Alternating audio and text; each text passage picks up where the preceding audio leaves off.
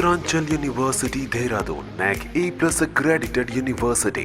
Hi hello నమస్తే welcome to మనం TV. నేను దుర్గా. ఎల్బీ నగర్లో ఒక దారుణం చోటు చేసుకుంది. అప్పు తీసుకొని ఇవ్వలేదు అనే ఒక కారణంతో ఒక వ్యక్తిని దారుణంగా హింసించి చంపిన ఘటన ఎల్బీ నగర్లో జరిగింది. అయితే దీనిపై స్పందించేందుకు మనతో ఉన్నారు ప్రముఖ analyst and social activist Krishnakumari గారు. ఇప్పుడు ఆవిడ అడిగి వివరాలు తెలుసుకుందాం. నమస్తే. మనం చూసుకున్నట్లయితే ఎల్బీ నగర్ దాదాపుగా హత్యలు జరుగుతూనే ఉన్నాయి, వింటూనే ఉన్నాం. కానీ కొత్తగా ఏంటంటే ఎల్బీ నగర్లో అప్పు తీసుకున్నాడు ఒక వ్యక్తి, అతను తీర్చలేకపోయాడు కాబట్టి ఆయన 2 రోజులుగా ఎవరైతే అప్పిచ్చిన వ్యక్తి ఉన్నారో 2 రోజులుగా అతన్ని హింసించి కొంచెం క్రూరంగా మనుషులు పెట్టి కొట్టించి కూడా చంపడం జరిగింది. ఇది ఏమంటారు మేడం దీనిపై? ఇది దారుణమైన ఘటన. ఒక వ్యక్తి అప్పు ఎందుకు చేస్తాడు?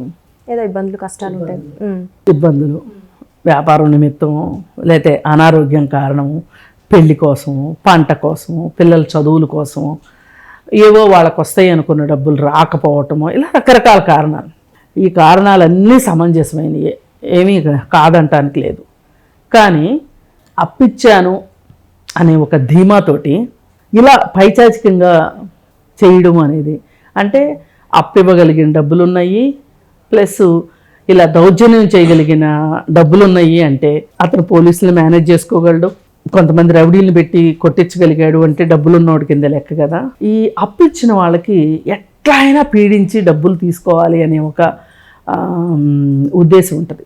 ఈ ఉద్దేశంతో వాళ్ళు ఇలాంటి చర్యలకు పాల్పడుతూ ఉంటారు. ఒకప్పుడు విజయవాడలో కూడా కాల్ మనీ అని చెప్పి, హైదరాబాద్లో కూడా ఉంది, విజయవాడలో కేసులు చాలా వెలుగులోకి వచ్చాయి. ఏంటి అంటే ఫోన్ చేస్తే చాలు డబ్బులు ఇచ్చేస్తారు వాళ్ళు, పెద్దగా ష్యూరిటీలు అవి పెట్టుకోరు, ఇస్తారు. ఇచ్చి ప్రతిరోజు తీర్చాలి అంటారు, రోజు కొంచెం అమౌంట్ లాగా ఇవ్వాలి. ఓకే. పళ్ళ దుకాణాల వాళ్ళకి, అలాగే ఆటోలు తోలుకునే వాళ్ళకి, ఈ మిర్చి బజ్జీలు వాళ్ళకి, బజ్జీ బండ్లు వాళ్ళకి, వాళ్ళు పొద్దున్నే అప్పు తీసుకొచ్చుకుంటారు, సాయంత్రం దాకా బిజినెస్ చేస్తారు, సాయంకాలం మళ్ళీ తిరిగి ఇచ్చేస్తారు. అరటిపళ్ళ బండ్ల వాళ్ళు, పువ్వుల షాపుల వాళ్ళు, ఇట్లాంటి వాళ్ళు డైలీ వేస్కి తీసుకుంటారు.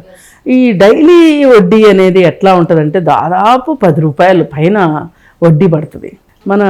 మన బ్యాంకుల్లో ₹1 వడ్డీ అనుకోండి, అవును, చాలా తక్కువ వస్తాయి కదా, వస్తాయి.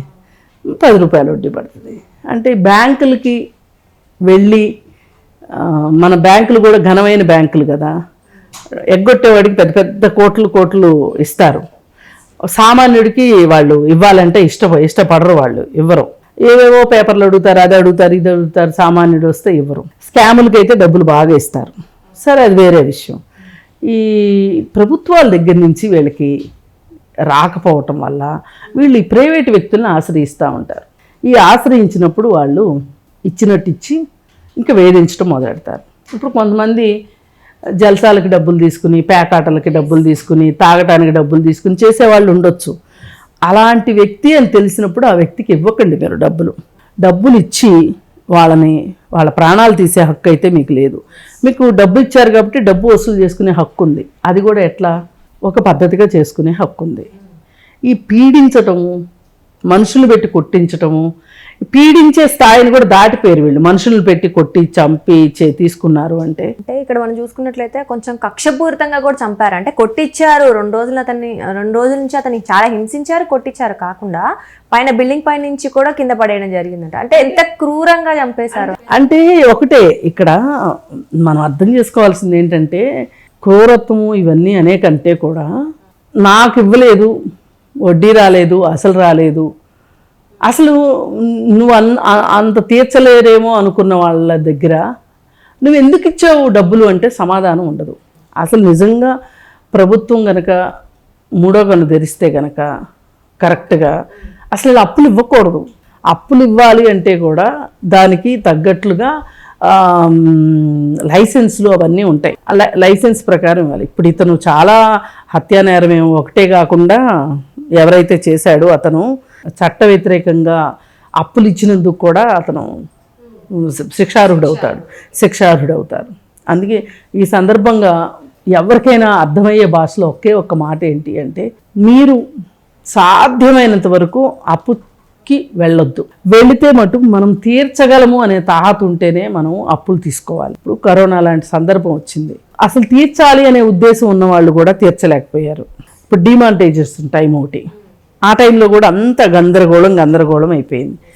ఇట్లాంటి సందర్భాలని అర్థం చేసుకునే వాళ్ళు ఉండాలి, డబ్బులు ఇచ్చే వాళ్ళు కూడా అర్థం చేసుకోవాలి. పైగా వీళ్ళు ఏం చేస్తారంటే అత్యాశకి వడ్డీ ఎక్కువ. అంటే వీటికి ఒక రూల్స్ అండ్ రెగ్యులేషన్స్ కరెక్ట్ గా ఉండవు మేడం. అంటే మీరు అన్నట్టు 10 రూపాయలు వడ్డీ అంటే అసలు చాలా ఎక్కువ అవుతుంది. అసలు రూల్స్ రెగ్యులేషన్స్ ఉండకుండా ఏం చేస్తారు, రూల్స్ రెగ్యులేషన్స్ ఎప్పుడు వస్తాయి, వీళ్ళు లైసెన్స్ తీసుకుని గవర్నమెంట్ కొంత ట్యాక్స్ కట్టి ఆ లైసెన్స్ ప్రకారం వీళ్ళు వ్యాపారం చేస్తే సో అలాంటి వాళ్ళకి తెలుస్తాయి. అలాంటి వాళ్ళైతే ఇంత వడ్డీ అని రాసుకుంటారు కాబట్టి ప్రతిదీ డాక్యుమెంటేషన్ ఉంటుంది కాబట్టి అలా జరుగుతుంది. ఇక్కడ అలాంటిది ఏం లేదు కదా.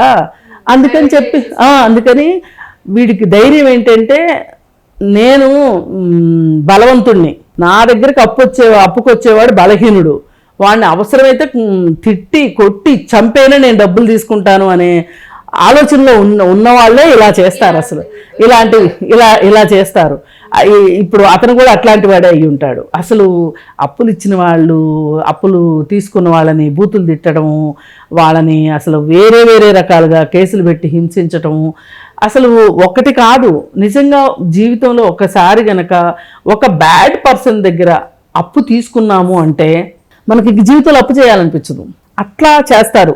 అట్లాంటి అనుభవాలు ఉన్నాయన్నమాట. ఇప్పుడు మనకి చూసుకుంటే కనుక కొంతమంది అప్పులు ఇచ్చిన వాళ్ళు ఎలా మాట్లాడతారంటే, మీ ఆవిడని పంపించు, మీ అమ్మాయిని పంపించు, నువ్వు దమ్మున్నోడివేనా, నువ్వు సిగ్గున్నోడివేనా, నువ్వు మనిషివేనా, జంతువు, ఇంకా రకరకాల మాటలతో చిత్రవద చేసి వాళ్ళని నుంచోనివ్వకుండా నీళ్లు తాగనివ్వకోకుండా ఇంకొకరి దగ్గర ఎవరి దగ్గర అప్పు తీసుకొచ్చైనా అప్పు తీర్చేసేటట్లు చేస్తారనమాట.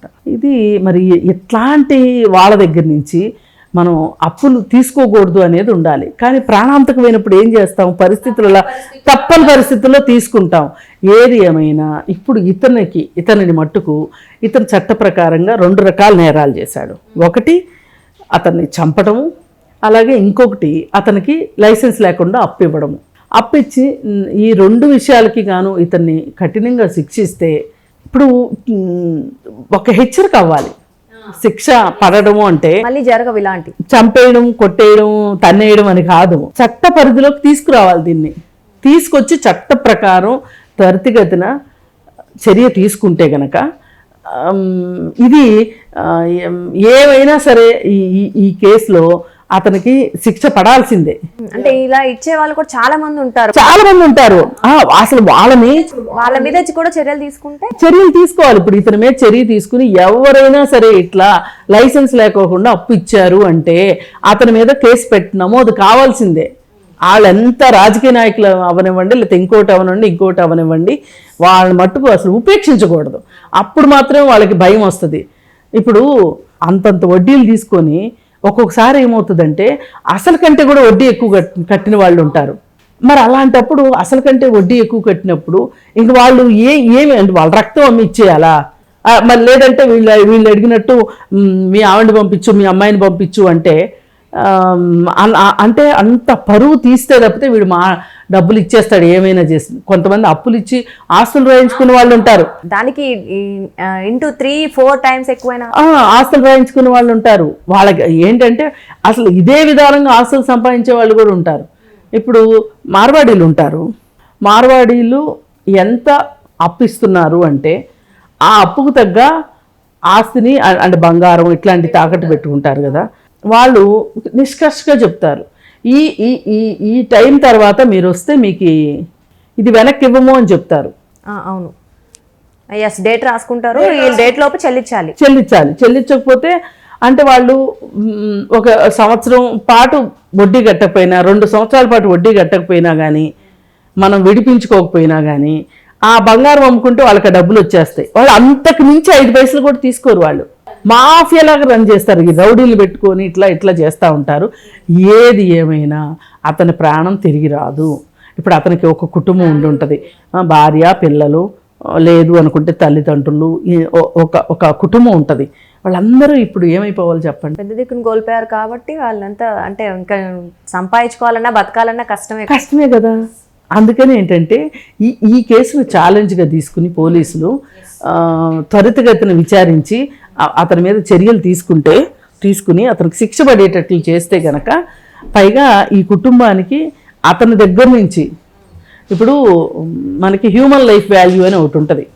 ఇది ఈ హ్యూమన్ లైఫ్ వాల్యూ అనే దాన్ని మన దేశంలో పెద్దగా లెక్క కట్టరు, కానీ అమెరికా, లండన్ లాంటి దేశాల్లో హ్యూమన్ లైఫ్ వాల్యూ ఉంటుంది. ఈ హ్యూమన్ లైఫ్ వాల్యూని బట్టి అంటే ఒక ఈ మనిషి జీవితకాలం 60 ఏళ్ల పాటు డబ్బు సంపాదిస్తాడు అనుకోండి. అతని కెపాసిటీ ఇప్పుడు ఈ సంవత్సరం ఎంత సంపాదించాడు అంటే ఇంకో 30 సంవత్సరాల పాటు ఇదే విధంగా సంపాదిస్తే ఎంత సంపాదించవచ్చు ఇతను అనేది క్యాలిక్యులేట్ చేసి దాన్నే హ్యూమన్ లైఫ్ వాల్యూ అంటారు. ఆ హ్యూమన్ లైఫ్ వాల్యూ ప్రకారం ఎవరైతే నిందితుడు ఉన్నాడో అతని దగ్గర నుంచి ఆ కుటుంబానికి డబ్బులు ఇప్పించాలి. Yes madam. ఇప్పిస్తేనే ఇంకొకరికి భయం ఉంటుంది. ఇప్పుడు వీళ్ళు ఏమనుకుంటారు, మాకు డబ్బులు ఉన్నాయి కదా, మాకు లాయర్లు తెలుసు కదా, మేము లాయర్ల ద్వారా మేము చూసుకుంటాము, బెయిల్ తెచ్చుకుంటాము, మేము యథావిధిగా స్వేచ్ఛగా తిరుగుతాము, ఈ కేసు వచ్చినప్పుడు సంగతి కదా చూసుకుంటాము అనుకుంటారు. అలా అనుకుంటే నిజమే కదా, వాళ్ళ దగ్గర డబ్బులు ఉన్నాయి కాబట్టి వాళ్ళు చలామణి అయిపోతారు. కానీ ఈ నష్టపోయిన కుటుంబం ఏమైపోవాలి? అందుకని ఖచ్చితంగా ఇలాంటి ఒక క్యాలిక్యులేషన్ తోటి ఆ కుటుంబానికి న్యాయం చెయ్యాలి. అది కూడా ప్రభుత్వం దగ్గర నుంచి నష్టపరిహారాలు ఇవ్వండి అని మాట్లాడి గగ్గోలు పెట్టడం కన్నా ఎవరైతే చేశారో అతని దగ్గర నుంచి ఇప్పించాలి ఆ కుటుంబానికి. అప్పుడు మాత్రమే న్యాయం జరుగుతుంది.